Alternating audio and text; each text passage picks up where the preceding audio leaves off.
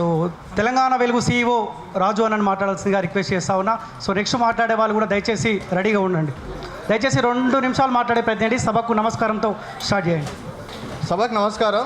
మొదటగా నా డిగ్రీ చెప్పుకోవాల్సిన పరిస్థితి ఉందేమో, మళ్ళీ ఇది చూస్తే వాళ్ళకు కూడా తెలుస్తుంది. సో నేను MCJ చేసిన PG. అయితే రేవంత్ రెడ్డి గారు ఈరోజు సీఎంగా కూర్చుంది కేవలం ఇదే డిజిటల్ మీడియా లేకపోతే ఈరోజు రేవంత్ రెడ్డి గారు కదా కాంగ్రెస్ పార్టీ గెలిచేది కాదు. అది ఆయనకు తెలుసు, అందరికీ తెలుసు.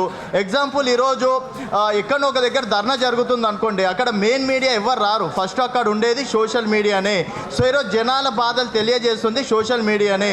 సో మరి నాకు తెలిసిన కాడికి ఏంటంటే సోషల్ మీడియా ఎంత యాక్టివ్గా అయిపోయింది, రేపు మళ్ళీ మన ప్రభుత్వాన్ని ఏడ కూల్చేస్తారో, సో వీళ్ళని ఈ విధంగా ఇబ్బందులు పెడితే బాగుంటుంది అని చెప్పేసి ఆయన మనసులో అనుకుంటుండో ఏందో, లేకపోతే సోషల్ మీడియా అనేది లేకుండా చేస్తే నాకు ఎవరు ఎదురు చెప్పరు, ఉన్న కొన్ని ఛానల్స్ని మనం కొనేస్తే మన గుప్పిట్లో ఉంటాయి కాబట్టి మనం మెంచాక ఇంకో 5 సంవత్సరాలు రావచ్చు అని చెప్పేసి ఆయన మనస్సాక్షిగా అనుకుంటున్నట్టుండు.